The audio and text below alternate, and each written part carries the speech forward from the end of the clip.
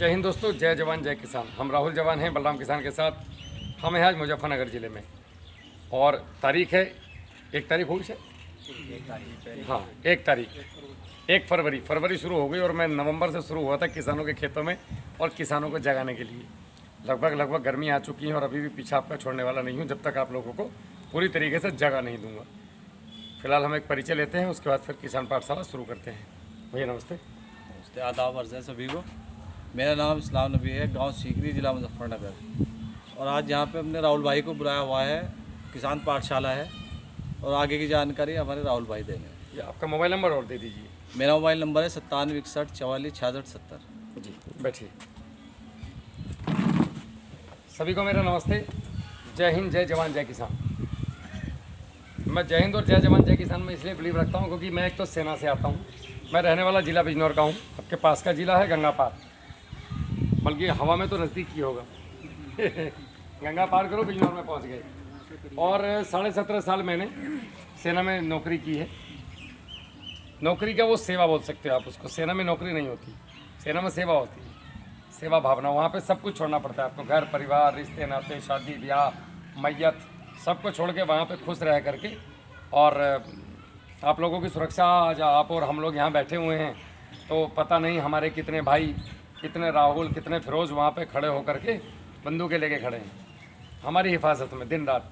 चोटें भी लगती हैं, घर में बताते भी नहीं है कि मुझे चोट लगी है। जब ज़्यादा क्रिटिकल कंडीशन होती है तब फौजी आदमी घर बताता है कि मुझे चोट लगी है। छोटी मोटी में वो हाँ मैं बिल्कुल फिट हूँ, बढ़िया। छुट्टी क्यों नहीं आ रहे, बोला मिल नहीं रही। ऐसा नहीं है, उसको चोट लगी है, वहाँ पे इलाज करा रहे हो। तो ये दिल एक सैनिक में होता है। यही सेम काम यहाँ पे कौन करता है? आप लोग किसान। खेत में चोट लग गई, उसके बावजूद भी ये नहीं कहेगा कि मेरे आज पैर में मस्कोड़ आ गई, मैं पर्ची डालने नहीं जाऊँगा। वो चाहे पट्टी बांध के जाए, चाहे आपने बहुत सारे किसानों को देखा होगा कि घर अगर छिल गया तो रुई लगाएंगे, रुई के ऊपर अचार का टुकड़ा रखेंगे और उसको बांध के घाव ठीक कर लेंगे। ऐसा होता है आपके यहाँ? हमने बचपन में बांधा है। गरीबी जिसने देखी होगी उसको पता होगा। जो बढ़िया टनाटन उसमें मज़ेदार वातावरण में पला है उसको नहीं पता होगा। और अचार का मसाला रुई के ऊपर रख के और सरसों का तेल ये लगाते थे जब कट जाता था। इससे इन्फेक्शन नहीं होता है। कि हमने बचपन में किया तो आज आपको बताते बताते बचपन की याद आ गई थोड़ी। दूसरा, आपकी फसल चाहे बर्बाद हो जाए, चाहे नीलगाय खा जाए, चाहे वो ओलावृष्टि से ख़राब हो जाए, किसान कभी हिम्मत नहीं हारता। वो फिर जुताई करेगा, फिर बुआई करेगा, भले वो लाख गाली दे, कुछ भी कहे, बट उसको बोनी ही पड़ेगी। उसके ऊपर एक लोड है सर पे अन्नदाता का। उगाओगे नहीं कि तो खाएंगे क्या? और किसान कभी स्वार्थी नहीं होता। जैसे जवान कभी स्वार्थी नहीं होता, वैसे किसान भी कभी स्वार्थी नहीं हो सकता। उसका कारण है, सपोज करो आपके पास अगले 3 साल का खाने पीने का पूरा सामान है, आपके पास ज़मीन है। कभी भी किसान ऐसा नहीं करेगा कि मैं सिर्फ मेरे घर के लिए 1.5 बीघा गेहूँ उगाऊंगा और बाकी ज़मीन मेरी पट पड़ी रहेगी, लेकिन मैं किसी को एक दाना उगा के नहीं देने वाला, मेरे पास 3 साल का राशन है। कभी ऐसा होता है क्या? वो सबसे पहले क्या सोचता है, यार सभी ऐसा सोचेंगे तो देश कैसे चलेगा। सोच देखो आप किसान की कहाँ तक। वो हर विषम परिस्थिति में, चाहे वो खुश हो चाहे ना खुश हो, चाहे उसके घर में मैयत हो जाए, लेकिन उसके गेहूं में पानी देने उसको जाना ही है। रात को 2 बजे उठ के वो सांप काटने से भी नहीं डरता, बिजली से भी नहीं डरता। वही सेम सैनिक की कहानी है। इसीलिए इन दोनों की जय बोली जाती है, जवान की और किसान की। बाकी किसी की जय बोलते हैं क्या? दुकानदार की जय बोलते हैं? किसी की जय बोलते? फैक्ट्री वालों की जय बोलते हैं? इंजीनियर साहब की, डीएम साहब की, कमिश्नर साहब की, कप्तान साहब की, किसी की जय बोलते हैं? नहीं। जय जवान जय किसान। जवान में जो बेल्ट जिसने पहन ली, होमगार्ड से लेकर के एसपी की ब्लैक कैट कमांडो तक, इसमें सारे सुरक्षा बल शामिल हो गए, इंक्लूडिंग पुलिस। महकमों को खराब हम करते हैं, वो होते नहीं हैं। आप जब रात को सो जाते हैं तब भी रात को 12 बजे की फ़ोन करोगे तो 100 नंबर आपके घर आ जाएगी। वो भी तो जवान ही हैं, आप ही के तो भाई हैं, बाहर से तो आए नहीं है कहीं से।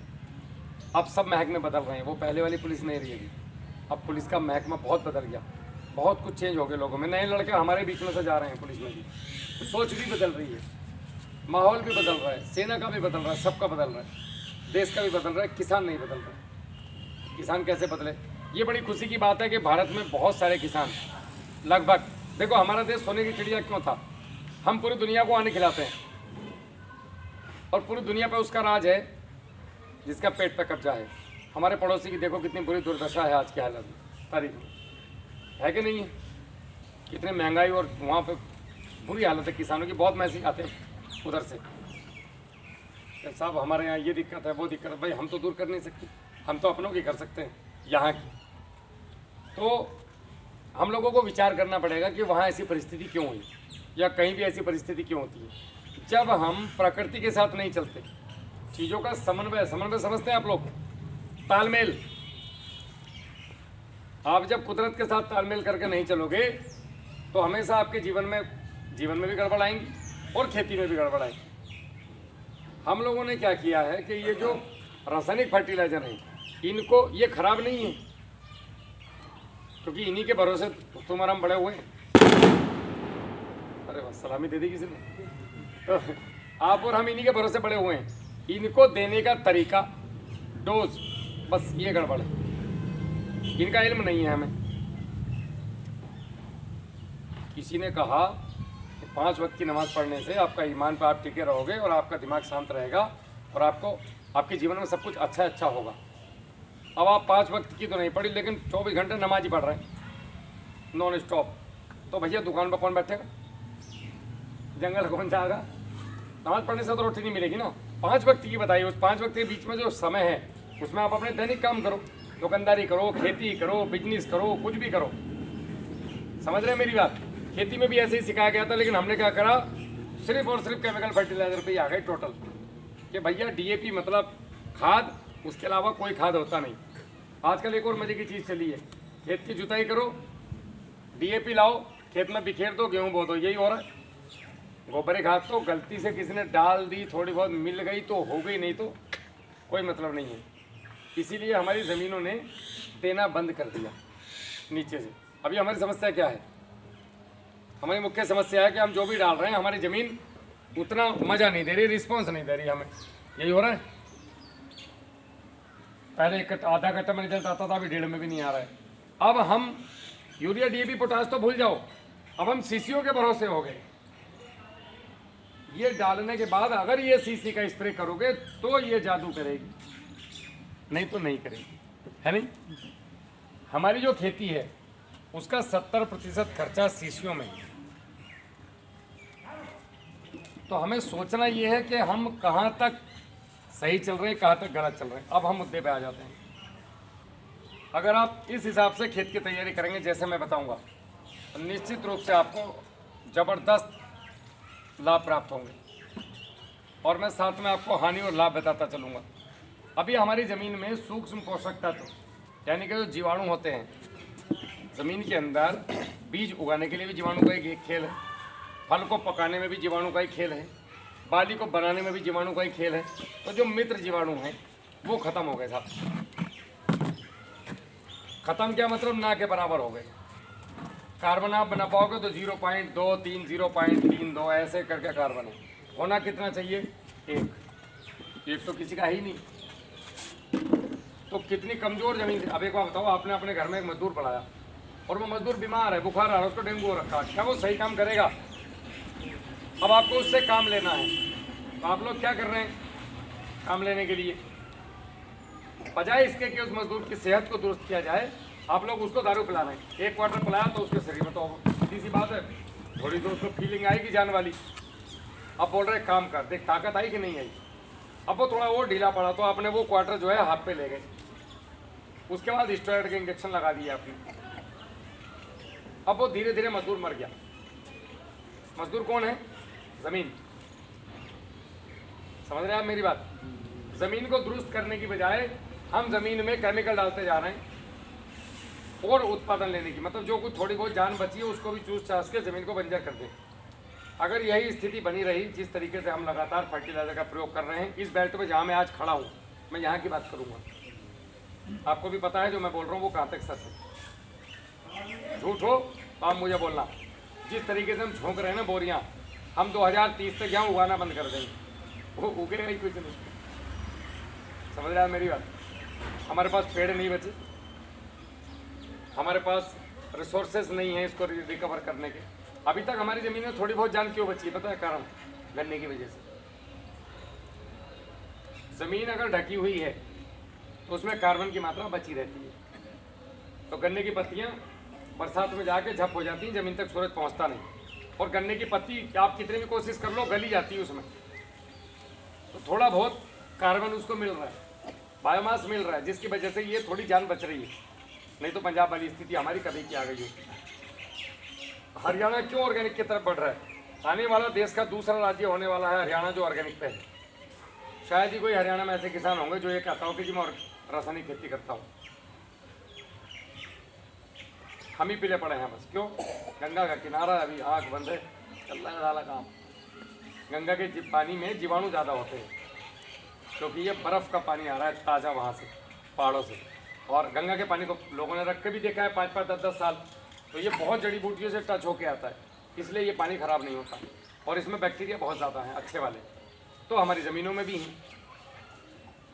आपने खेत की तैयारी में सबसे पहले, यहाँ पे सबसे पुराना किसान कौन है जो खेती कर रहे हैं?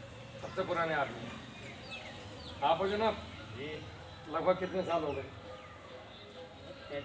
ठीक है, बहुत बढ़िया, बहुत बढ़िया। गोबर की खाद है मेरे पास, मतलब मेरे पास भैंस है और भैंस ने गोबर कर दिया ज़मीन पे।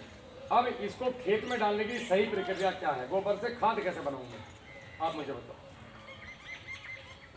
उसमें डाला जाएगा गड्ढे में। गड्ढे में क्यों डाला जाएगा? खत्ता बोल रहे हैं, गड्ढे में क्यों डाला जाएगा? ये भी तो सही होगा नहीं, ताजे में तो उसमें दीमक खाद लग जाएगी। गड्ढे में ही क्यों? गड्ढे में क्यों? किसी से सुना होगा आपने, गड्ढे में डालना ना। गड्ढे में क्यों डालना? गड्ढे में डालना तो इसलिए कि सही तरह गल जाएगा बढ़िया। अरे अगर मैं कहूँ गड्ढे के बिना भी सही तरह गल सकता है, गड्ढा गलत तरीका है तो? नहीं, गड्ढे के बगैर नहीं सही तरह गलता, उसका पानी निकलेगा। मैं बताता हूँ, पानी निकलता है जब बारिश पड़ती है। नहीं, सुनो, सही होना क्या चाहिए? गोबर निकला, गोबर निकल के गोबर जहाँ भी पड़ना चाहिए आपका जाके, उसके ऊपर सूरज की रोशनी, चांद की रोशनी, बारिश का पानी, ओस, ये नहीं पड़ने चाहिए। समझ गए आप? पहले बड़े बुढ़े पागल नहीं थे जो पेड़ के नीचे कूड़ियाँ बनाते थे। नीम के पेड़ के नीचे कूड़ी मिलती थी पहले। गाँव के बाहर जो बड़े पेड़ होते थे, थोड़ी दूर जा कर के वहीं पे कूड़ियाँ होती थी हमारी, या खेत पे कूड़ियाँ बनती थी। तो जब ये ढका रहेगा तो ये जो सूरज की किरणें हैं ना, ये सारी किरणें अच्छी नहीं होती इसमें, कुछ ख़राब भी होती हैं जो इसके अंदर से कार्बन को खींच लेती है। फिर ये फुसफुसा हुआ रह जाता है पास। सही तरीका क्या है? पहले चलता था गौमूत्र, वो गाय का ले लो आप, गाय का बेस्ट है क्योंकि गाय का पेशाब, गाय का गोबर, गाय का दूध, ये सब चीज़ें फ़ायदेमंद हैं। उसका मांस जो है वो सही नहीं है, आपके इस्लाम में भी हराम है वो। मैंने कुरान पढ़ी है, मुझे पता है। इस्लाम में भी उसको इसलिए क्यों खराब बताया गया, अगर आप उसके लैब रिपोर्ट टेस्ट कराएंगे तो गाय के मीट में बहुत सारी ऐसी अशुद्धि हैं जो मनुष्य के लिए तो बना ही नहीं खाने के लिए, बिल्कुल आपको अनंत बीमारियां पैदा कर देगा। इसलिए गाय के मीट को इस्लाम में भी हराम बताया गया है। और कोई कारण नहीं है, वो हिंदू मुसलमान में मत जाओ, वो अलग टाइप के लोग हैं, हम और आप वो लोग नहीं हैं, हम तो किसान हैं। तो अगर आपके पास गाय है तो बहुत अच्छी बात है क्योंकि उसका पेशाब और गाय में बैक्टीरिया बहुत ज़्यादा होते हैं। अन्यथा आप भैंस का, बकरी का, किसी भी चार पैर वाले जानवर का ले सकते हैं। तो वो पेशाब लिया आपने, उसके अंदर 2 किलो गुड़ डाला, इसको 5-7 दिन छोड़ दिया, अब इसको कूड़ी के ऊपर फेंक दिया। ये प्रक्रिया आप 15-15 दिन तक करते चले जाओ तो आप देखोगे कि 4 से 5 महीने में जल्दी ही ये चाय पत्ती की तरह हो जाएगा और ये पूरा एकदम खाद, जबरदस्त मजबूत खाद बनेगी। अब इसका भी नया रूप आ गया। अगर यही काम गाय के पेशाब में करोगे तो ये प्रक्रिया 3 महीने में हो जाएगी। अगर यही काम वेस्टी कंपोजर से करोगे तो सरकार भी बांट रही है आजकल आपको, तो वो 1.5 महीने में काम हो जाता है। वेस्टी कंपोजर अब कैसे बनेगा, ये अंकित है ना मेरे साथ, ये आपको फ्री पहुंचवा देंगे। यहाँ पे आपका काम है खान साहब मंगवाना इनसे, पूरे गांव वालों को फ्री में बांटना। उसको बनाना कैसे है, वो जामन है एक तरीके का, जैसे मौसमी का जूस, ऐसा ही कलर में होगा सफ़ेद सा। उसको लिया, 200 लीटर पानी में डाला और उसके अंदर 2 किलो गुड़ डाल दिया। डंडे से चलाना है, साफ डंडा होना चाहिए हमेशा, लकड़ी का डंडा, लकड़ी का ड्रम, सॉरी ड्रम प्लास्टिक का। इसको आप चलाओ, ये 2-3 दिन छोड़ दो आप इसको। 3 दिन, गर्मी में तो 3-4 दिन में बन जाता है। ये झाग आएंगे इसमें, बड़ी अच्छी सी खुशबू आएगी। इसके मैं आपको यूज बताऊंगा आज बढ़िया बढ़िया। इसको 1 गिलास तो रोज डंगरों को पिलाओ, डंगर खाली नहीं निकलने का, आँख साफ रहेगी, कोई बीमारी नहीं आने की, खुर पका, मुंह पका, ये पका वो पका, कुछ नहीं। रोज 1 गिलास पिलाओ डंगर को पानी के साथ, पानी की बाल्टी में डाल दो, पी भैया। 15 दिन में जब भी आप डंगर को नहवाओ 1 मग्गा उसमें डाल दो बाल्टी में, तो शरीर पे डंगर के कोई बीमारी नहीं आने की, ना चिचड़ चिचड़ फिचड़ कुछ नहीं। 15 दिन में एक बार टंकी में भरो, पूरे डंगर के ऊपर स्प्रे कर दो टंकी से, जिससे जंगल में स्प्रे करते हैं हम। कोई परजीवी चिचड़ी चिचड़ फिचड़ ये खत्म, सपा फ्री में। 1 रुपये लगे, 2 किलो गुड़ का खर्चा है।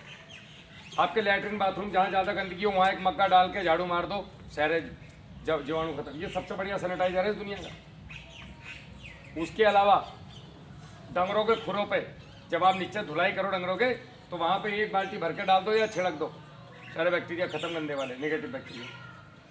और खुरों पर डाल दो तो खुर पका नहीं आने का, पानी के साथ पिएगा तो मुंह पका नहीं आएगा।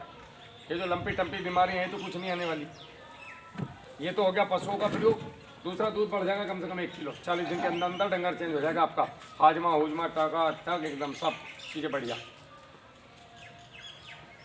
और ये बहुत पहले से है, तुम्हारे बीच में शायद आज तक किसी ने बताया हो, नहीं बताया, मुझे पता नहीं। अभी तक पैसा तो खर्च नहीं हुआ, आगे भी नहीं होने वाला है, सुनते जाओ बस। इसके आगे बढ़ेंगे हम।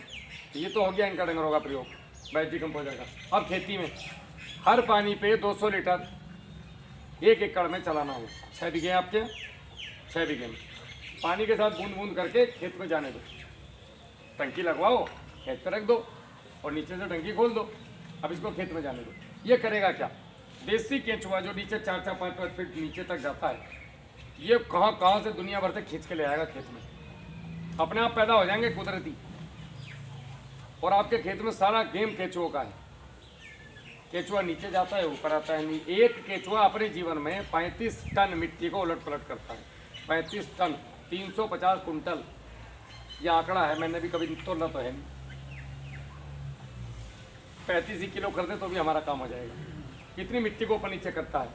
केंचुए की जो मिट्टी होती है, केंचुआ जब मिट्टी खाता है तो पसीना निकलता है उसकी स्किन से, उसमें माइक्रोन्यूट्रिएंट होते हैं और सब तरीके की खाद होती है। नीचे की मिट्टी ऊपर लाएगा, ऊपर की मिट्टी नीचे लाएगा, ये केंचुए का काम है। तो ये केंचुओं को बढ़ाएगा। आपके खेत में जितने भी जड़ें, गन्ने की पत्ती पुत्ती, इन सब को डिकम्पोज करेगा, मतलब खाद बना देगा इनका। ये डिकम्पोजर आपके खेत की फंगस को ख़त्म कर देगा।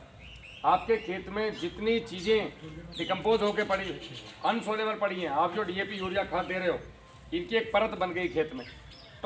मतलब टॉक्सिसिटी बढ़ चुकी है खेत के अंदर, और सब चीज़ें खेत में संग्रहित हैं। ना तो ये मिट्टी में घुल सकती हैं, ना इनको पौधा ले सकता है। अब ये जमी पड़ी हैं, तो इनको तोड़ करके पौधे को खाद के रूप में देने का काम कौन करता है? वेस्ट डिकम्पोजर के जीवाणु।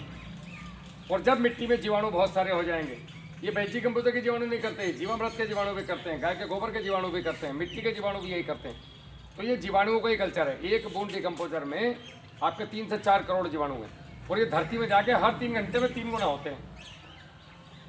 200 रुपये 2 किलो गुड़ का काम, इतना का खर्चा है। आपको अगले साल फर्क दिख जाएगा। जहाँ पे जुताई तेज हो रही 3 बार में, वहाँ 1 बार में काम हो जाएगा। 2 बार में ट्रैक्टर फंस जाएगा। और ज़मीन पर चलोगे तो लगेगा गदगदे डबल बेड पे चल रहा हूँ। ज़मीन मुलायम हो जाएगी एकदम। हाथ से खोद लो, चाहे जहाँ फावड़ा नहीं लग रहा है वहाँ हाथ से खोद लो, आप मिट्टी इतनी भुरभुरी हो जाएगी। तो ये चलाओ, ठीक है। इसी को आपने जो अब आते मुद्दे पे, जो गोबर की खाद ली उसके ऊपर डालते रहो। हर हफ्ते 1 ड्रम डाल दो। अब वहाँ ड्रम कैसे लेके जाएं जंगल में? तो घर से जब आप गोबर लेके जा रहे हो, उसी कच्चे गोबर पे 1 मग्गा भर के डाल दो। समझ गए मेरी बात? कच्चा गोबर पे 1 मग्गा डाल दिया, इसको ले जाके जंगल में फेंक दो। कल वाले पे फिर 1 मग्गा डाल दिया, जंगल में फेंक दो। तो धीरे धीरे आप देखोगे डिकम्पोजिशन शुरू हो जाएगा, और ये आपका 1 से 1.5 महीने में शानदार खाद बन जाएगी। ये तो हो गया आपका खाद बनाने का तरीका, गोबर की खाद का सही तरीका अगर प्रयोग करना है तो। 1 एकड़ में 5 ट्राली गोबर की खाद होना चाहिए अच्छी तैयारी के लिए। कोई सी भी फसल हो, 10 कुंटल जिप्सम डालो उसके अंदर, ब्लॉक में मिलता है 300 रुपये कुंटल, और सब्सिडी भी आती है उसमें। तो 10 कुंटल आप इसके अंदर जिप्सम डालिए, ठीक है साहब। उसके अलावा आपने 30 से 50 किलो चूना डालना है बिना बुझा, कली वाला चूना। 30 किलो गेरू, पिंडोल मिट्टी 10 किलो,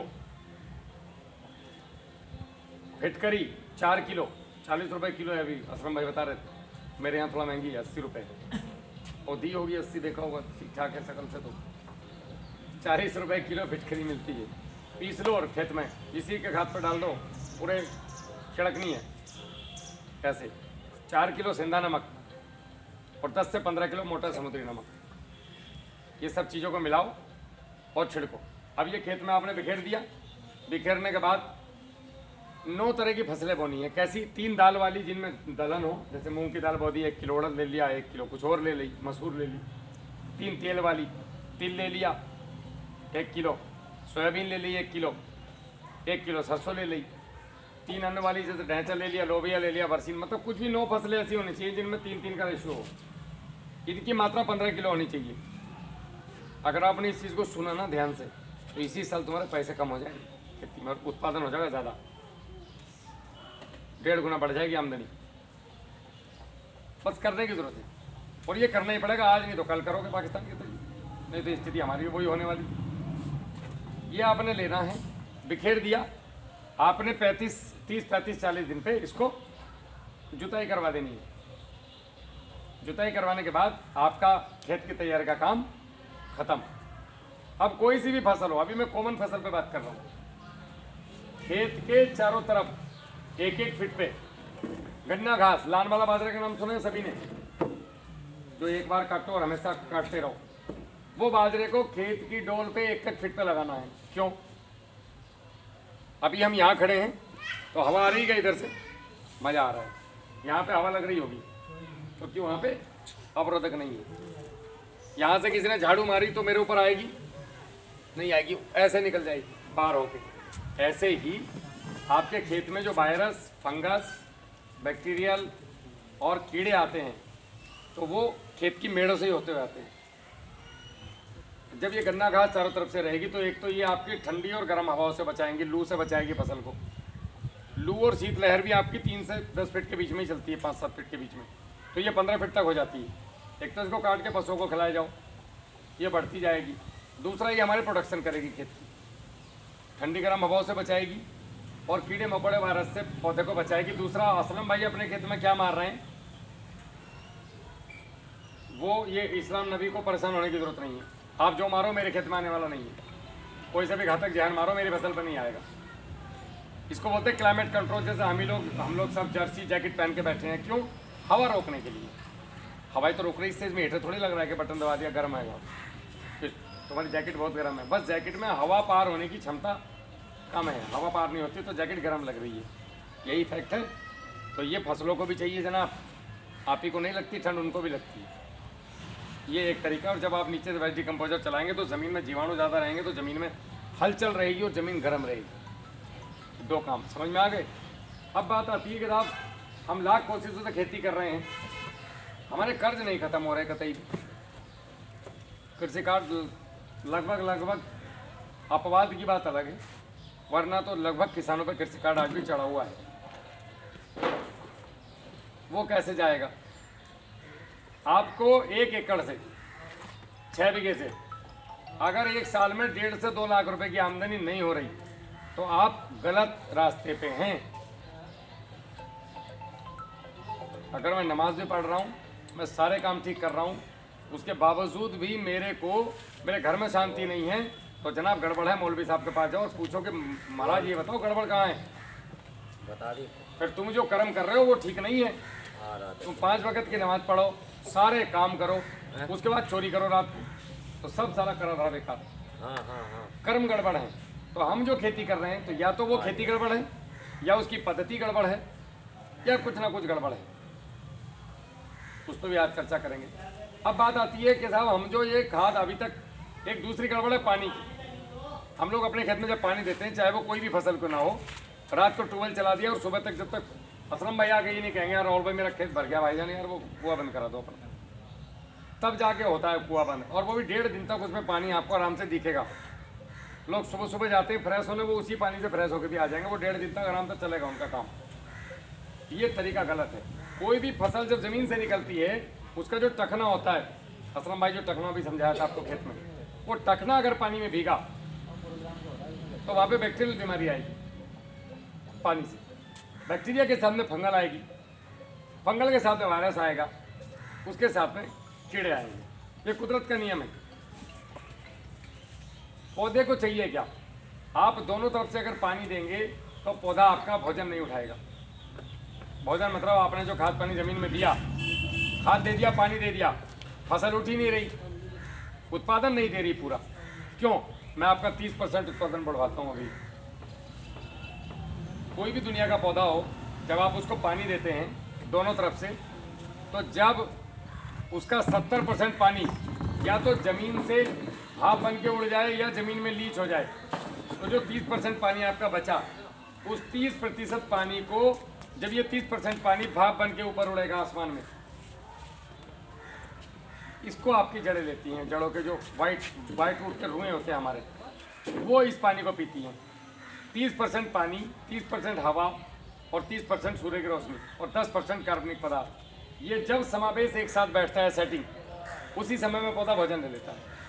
ऐसा होने में आपने एक बार पानी भर दिया तो कम से कम 5 दिन लगते होंगे ऐसा होने में। वो पोजीशन कब आती? जब आपने मुट्ठी भरी और लड्डू बना और ऐसे हिलाया तो फूटा, नहीं तो नहीं फूटा। ये कंडीशन बनने में 5 दिन लगते हैं। अब ये 5 दिन आपके पौधे ने भोजन नहीं लिया, क्योंकि भोजन लेने के लिए पौधे को कितनी चीज़ की जरूरत है? 4। क्या? 30 पानी, 30% आपका हवा और 30% सूर्य की रोशनी और 10% कार्बनिक पदार्थ। तो आपके पास सारी चीज़ें तो हैं, लेकिन आपके पास क्या नहीं है?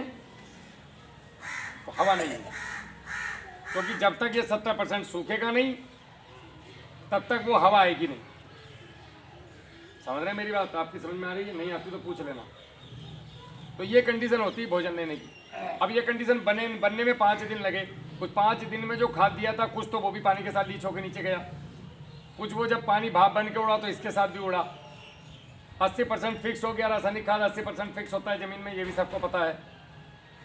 अब बचा 20, वो 20 में से यहाँ 2 भी जगह भी गया तो गिरा पड़ा 10-12% हमारे फसल को मिला, और वो भी 5 दिन तक हमारी फसल बढ़ी नहीं। जब उसने भोजन ही नहीं लिया, हवा ही नहीं मिली, तो पौधा बढ़ेगा कैसे? अब वो बढ़ा कैसे? जो नई पत्ती आती है, पौधे ने अपने अंदर जो स्टोरेज किया हुआ है भोजन, आपने जो पहले उसको खाना दिया, उससे जो उसने अपने अंदर स्टोरेज किया है, या अब जो खाना खाएगा तो अगले पानी पे उसी से चलेगा। अंदर जो है, जैसे आप मुझे खाना ना दो, या रमज़ान के महीने में कभी कभी ऐसा हो गया कि आपको दिन में कुछ नहीं मिला, रात को भी कुछ नहीं मिल पाया, कहीं ऐसे फंस गए, तो शरीर जिंदा कैसे रहेगा? अंदर चर्बी से, जो हमने अब तक खाया उसके द्वारा जो हमारे शरीर में एनर्जी बची हुई है, उस चर्बी को यूज करेगा शरीर। समझ रहे हैं आप? ऐसे ही पौधा अपने अंदर, हमने जो गेहूं की अच्छी बाल आने के लिए, केले का अच्छा लुंगर आने के लिए, या गन्ना अच्छा मोटा होने के लिए जो हमने उसको खाद पानी दिया, वो खाद पानी उसने खर्च करना था गन्ने को मोटा करने में, गेहूं के बाली को लंबा करने में, लेकिन उसने खर्च कहाँ किया? अपने आप को जिंदा रखने में। क्योंकि हमारी अज्ञानता की वजह से 5 दिन इस पौधे को हवा नहीं मिली और ये पौधा बढ़ा नहीं, जड़ें काम नहीं करेंगी तो भोजन कहाँ से लेगा? अब ऐसा क्या करें कि जड़ हर पानी पे एकदम से पानी ले ले और हमारे 5 दिन बचे हैं, और ये 5 दिन करके अगर आपने एक साल में 20 पानी दिए, खेती में देते हैं लगभग 20 पानी सब लोग, तो 100 दिन तो आपकी फसलें बढ़ी नहीं। सीधी सी बात है। तो सीधा गणित, यानी कि 3.5 महीने आपके खेत में कोई फसल की बढ़वार हुई नहीं कुछ भी डालने से। तो गड़बड़ है कि नहीं है? 3 महीने की बढ़वार कम हो गन्ने में? हाँ जी जनाब बोलो, 3 महीने की बढ़वार कम होती है? 3 महीने की बहुत बढ़वार होती है। 3 महीने पहला गन्ना बोलो और 3 महीने के बाद बोलो, टक्कर नहीं ले सकते कभी भी उसकी। तो आपके 3 महीने बढ़ा नहीं। गेहूँ में 3 पानी भी दे दिए, तो 3 पानी अगर आपने दे दिए तो 5 या 15 दिन तो गेहूँ बढ़ा नहीं। आप 15 दिन के अंतर में गेहूँ लगा कर देख लो, आपको फर्क पता चल जाएगा। मतलब 50 किलो का अंतर आपका आराम के साथ। करना क्या है, आपका जब 70% खेत भर जाए तो पीछे से नांदा बंद कर दो अपना। अगले दिन शाम तक ये डोल तक पानी पहुंच जाएगा, जहां तक सूखी है वहां तक पानी पहुंच जाएगा।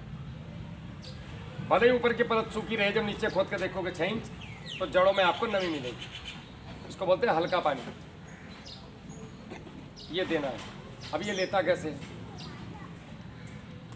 जैसे ही आपने पानी दिया तो ये भी समय खराब गड़बड़ करेगा, लेकिन ज़्यादा नहीं, 1 से 1.5 दिन में वो काम हो जाएगा आपका, जो 5 दिन में हो रहा था। अब एकदम से पौधा आपका भोजन भी उठाएगा और ये बढ़ेगा भी, और आपका जो स्टोरेज इसका अपना है वो उसको नहीं लेगा। तो पानी हमेशा बैलेंस करके देना है। गन्ने में जो आप 4.5 फीट का गन्ना लगा रहे हो, उसमें इस गोल में देना है, इस गोल में नहीं देना है, इस गोल में देना है, इसमें नहीं देना, क्योंकि दोनों तरफ से दोगे तो जड़ें फिर पैक हो जाएंगी, और एक तरफ से दोगे तो एक तो पानी बचा, टाइम बचा। इधर से दिया, गन्ना डोल पे खड़ा है तो इधर से पानी दिया तो इधर से हवा लगी, ये खाली है ना वाली, इधर से हवा आई, ऊपर सूरज की रोशनी है, खाद हमने दे ही रखा है, आज ही आपका पौधा भोजन उठा लेगा। तो आपने गन्ने में पूरे साल भर में 100 दिन बचा लिए, यानी कि 3 महीने। तो आपके अगर 90 का एवरेज आ रहा है तो 90 में 30% जोड़ दो, इतना निश्चित रूप से बढ़ेगा सिर्फ पानी से। खैर पानी का ही खेल है पूरी खेती में, पानी गड़बड़ सब गड़बड़। अब बात आती है खाद की। आप लोग जो खाद पानी दे रहे हो खेतियों में आज तक, केमिकल खाद केमिकल खाद केमिकल खाद, हर आदमी केमिकल खाद से भगाने की बात कर रहा है कि केमिकल खाद छोड़ दो, केमिकल खाद छोड़ दो, है नहीं? ऑर्गेनिक पे आओ, प्राकृतिक खेती पे आओ। दुनिया भर की संस्थाएं इस पे काम कर रही हैं, लेकिन किसान अभी भी भ्रम में है। भ्रम मतलब उसको पता नहीं चल रहा ये हो क्या रहा है, मदारी का खेल सा। पहले बोल रहे थे खाद डालो खाद डालो खाद डालो, 25-30 साल पहले, 50 साल पहले। अब बोल रहे मत डालो मत डालो मत डालो, मतलब मैं कहाँ किसकी सुनूं? अच्छा, आप एकदम से कूद के अगर इधर आ गए, एक आदमी जो रोज़ शराब पीता है, जुआ खेलता है, उल्टे सीधे काम कर रहा है, कल से उसे कहो 5 वक्त की नमाज पढ़, मौलवी साहब के पास बैठ, ये तुझे दुकान खुलवा दी, यहाँ पे अच्छा सात्विक काम कर, क्या ये पॉसिबल है? यही हो रहा है। केमिकल छोड़ दो, एकदम से रासायनिक, इधर आ जाओ ऑर्गेनिक पे। अच्छा, अब ऑर्गेनिक पे भी बहुत सारे इसमें वो शुरू हो गए, भैया मेरे ये जादू की शीशी डालो तो ये हो जाएगा, मेरा ये जादू की शीशी डालो तो ये हो जाएगा। और बताएंगे क्या कि हम 170 देशों में काम कर रहे हैं, है नहीं? 50 साल से पुरानी तो कोई कंपनी बताता ही नहीं, इतने साल पुरानी कंपनी है, मेरी शीशी डालो, आपको गोबरी खाद डालने की जरूरत नहीं है। अबे भैया अगर तेरी शीशों में इतना जादू है तो पाकिस्तान में बांट देना जाके थोड़ी सी, तो भला हो जाएगा। तो भूखे मर रहे हैं लोग वहाँ पे, समझ रहे हो मेरी बात? किसान के ऊपर सब गेम खेलते हैं, किसान से उनको पैसा चाहिए। पहले केमिकल के नाम पे लेते थे, अब रासायनिक के नाम, इसके ऑर्गेनिक के नाम पे ले रहे हैं। आप सीधी सी बात है, एकदम से मौलवी नहीं बन सकते, 7 से 8 साल लगते हैं देवबंद में मौलवी बनने के लिए। मेरे 2 दोस्त हैं वहाँ, 8 साल से रगड़ी है तब जाके मौलवी बने, समझ गए? आप सोचो मैं 5 वक्त की नमाज़ पढ़ूँ और बस मैंने टोपी लगा ली, दाढ़ी रख ली, मैं मौलवी बन गया? नहीं है, गड़बड़ है। आप गड़बड़ कर रहे हो दीन के साथ, ऐसा नहीं हो सकता है। तो जी मैं गलत कह रहा हूँ तो बताओ, सही है? हमने करना क्या है? हमें धीरे धीरे से प्राकृतिक खेती की तरफ जाना है, समझ रहे हो? हमने केमिकल फर्टिलाइज़र भी यूज करने हैं, दवाइयाँ भी यूज करनी है, लेकिन कब और कितनी ये किसान को पता होना चाहिए। 1 से 1 ml प्रति लीटर से ज़्यादा, 1 से 1.5 ml कोई सी दवाई की भी रिकमेंड नहीं करती कोई भी कंपनी। आप उठा के उनकी रिपोर्ट देख लो, लेकिन हम कितनी डाल रहे हैं? 50 ml 100 ml। मरोगे कि नहीं मरोगे? क्या जी, गड़बड़ ज़्यादा हो गया। वो 1 एकड़ में 2.5 किलो का रिकमेंड है खाद का, रासायनिक खाद का। हम कितना डाल रहे हैं? सॉरी, 1 बीघे में, एकड़ में तकरीबन कोई 12 से 15 किलो। हम कितना डाल रहे हैं? 2 बोरी 90 किलो, 6 गुना। तो अब हमारी स्थिति वो हो चुकी है कि हमें इसको नमस्ते करना पड़ेगा केमिकल खाद। अब हम इस पर ज़्यादा दिन नहीं चल सकते, क्योंकि हमने भैया कोई 2-4 पैक पीने वाले को तो छुटवा देगा, जो सुबह सुबह शाम तक 3 बोतल पी रहा, वो उसकी छूट नहीं सकती, या तो बिल्कुल छूटेगी या वो मरेगा। तो ऐसा तरीका ढूंढो कि धीरे धीरे धीरे धीरे छूटे। अगर एकदम छोड़ दी तो हाथ पैर कांपेंगे, हाथ फेल हो जाएगा, मर जाएगा दूसरा। आपने बहुत सारे शराबी देखे होंगे जो धीरे धीरे छुट्टी जिंदगी, एक साथ नहीं हो सकता कुछ भी, और एक साथ में ही किसान गड़बड़ होता है। कल हम किसी किसान से बात कर रहे थे, किसान पाठशाला में सरदार जी थे, उन्होंने बोला जी मैं 3 साल जैविक किया, मुझे बहुत लॉस आया, और मेरा एवरेज जो 90 जा रहा था वो 30 से 35 कुंटल पे आ गया गन्ने का। फिर मुझे मजबूरी में रासायनिक पे जाना पड़ा। हमें तरीके नहीं पते, समझ रहे हैं आप। अंकित नहीं, उसमें नहीं दिख रहा होगा, ये लोग नहीं दिख रहे होंगे। बार बार मुझे बोलना नहीं पड़ना चाहिए भाई, थोड़ा ध्यान रखो। मेरी शक्ल नहीं दिखानी, लोग बोर हो गए मुझे देख देख। इन लोगों को दिखाओ, सीकरी वालों को। इनके रिश्तेदार देखेंगे तो उनमें भी चेतना आएगी कि हाँ हमारे जीजा बैठे हैं तो मैं भी सुनूं, मेरा बहनों ही बैठा तो मैं भी सुनूं। समझ रहे नहीं। आप लोगों ने क्या करना है, अब मैं आपको सही तरीका बताता हूँ खाद देने का, कैसे कैसे हम 4 साल में ऑर्गेनिक पे जाएंगे बिना किसी प्रोडक्ट के। ठीक है साहब। अगर इस बीच में हमें ज़रूरत पड़ेगी तो मैं वो सब चीज़ें प्रयोग करूँगा जो मुझे आवश्यक है। समझ रहे हैं आप। बंदूक तब उठानी है जब बात बिल्कुल ऐसी। नमस्ते भाई, आ जाओ हेमंत। जब स्थिति खतरनाक बन जाए तब शस्त्र का प्रयोग करना है, वरना हाथ जोड़ के या डंडे से या डांट टपट के काम चला लूँ। लेकिन स्थिति ऐसी बन गई साहब, हमला कर दिया किसी जानवर ने तो फिर मुझे, शेर ने हमला कर दिया तो अब बंदूक उठानी पड़ेगी। शुरू में ही बंदूक नहीं उठाएंगे हम, क्योंकि हमें बिल्कुल एकदम ये मार्केट छोड़नी है। अब समझ रहे हैं मेरी बात। आप जो भी रासायनिक खाद अपने खेत में दे रहे हैं अभी से उसको आधा कर दो, ठीक आधा, ईमानदारी के साथ गारंटी मेरी। रासायनिक खाद आधा, और मैं कोई शीशी नहीं बताऊंगा कि ये मिला दो तो इसको आधा लगेगा। ऐसे बहुत आते होंगे आपके पास कि ये मिला दो खाद आधा लगेगा, बाद में उसके नंबर स्विच ऑफ आता रहता है। ढूंढते रहो उनको। आपके घर में जो गोबर की सड़ी हुई खाद है वो आपके पास होनी चाहिए। अगर वो नहीं है तो बकरी की खाद, मुर्गी की ठंडी करी हुई खाद, शुगर मिल का प्रेसमेड, कुछ भी नहीं है तो तुम्हारे खेत की मिट्टी, जो भी आपके पास रासायनिक खाद है आपको देना है। पहली बात तो रासायनिक खाद देते कैसे हैं वो सुन लो। यूरिया, डीएपी, पोटास, जितना यूरिया उसका 20% जिंक, और जितना डीएपी उसका 20% मैग्नीशियम सल्फेट, जितना कैल्शियम उसका 20%, सॉरी जितना आपका पोटास उसका 20% कैल्शियम, और जितना कैल्शियम और मैग्नीशियम इसका 20% सल्फर WDG, और जितना सल्फर WDG उसका आधा पोटेशियम ओमेट, और जितना पोटेशियम ओमेट उसका आधा पोटेशियम फुलवेट। अब ये काम कैसे करते हैं, ठीक है सुनो। यूरिया, अब हमारे घर में एक शादी है, चलो जमात है, हम इसी का पता निकालते हैं कि साहब हमारे यहाँ पे जमात है और जमाती आने वाले हैं। अब हमें यहाँ पे पंडाल लगाना है और पंडाल में व्यवस्था ऐसी करनी है कि जमातियों को दिक्कत ना हो। जमाती कौन है, फसल, समझ गए साहब। और ये जो मैं बताता चला जाऊँगा। यूरिया क्या काम करेगा, यूरिया का काम है जैसे पंडाल में कहाँ कहाँ पे खंबे गड़ने हैं, स्ट्रक्चर बनाने का काम नाइट्रोजन का होता है पौधे में। अब ये खंबे ना गिरे, यानी कि फसल में वायरस ना आए। भाई टेंट गाड़ दिए, रस्सी से नहीं बांधे, सारी हवाई पलट गए, गड़बड़ हो गई कि नहीं। तो ये गड़बड़ ना हो उसके लिए क्या करते हैं, कील गाड़ते हैं जड़ में कि नहीं, मुड़ी हुई यू टाइप की हथौड़े से, और रस्सियों से बांधते हैं। ये काम कौन करता है, यूरिया के साथ जिंक। अगर यूरिया के साथ जिंक नहीं दिया तो टांग पलटनी निश्चित है, वायरस आएगा जरूर। समझ में आई कहानी। अब आगे बढ़ो, ये लग गया। अब आगे पर्दे लग गए साहब, ऊपर वाला सामान्य लग गया, साइड वाले पर्दे लग गए, और अंदर कहाँ टेबल रखनी, कहाँ पानी रहेगा, कहाँ चाय, कहाँ रसगुल्ले, कहाँ क्या रहेगा, उसके लिए टेबल लग गई सारी। ये कौन काम करेगा टेबल का, फास्फोरस, स्ट्रक्चर को मजबूत करने का काम, भरण का काम। समझ गए आप। मैं मोटा मोटा समझा रहा हूँ आपके उदाहरण के लिए, ताकि आपको समझ में आए कि खेत में खाद काम कैसे करता है।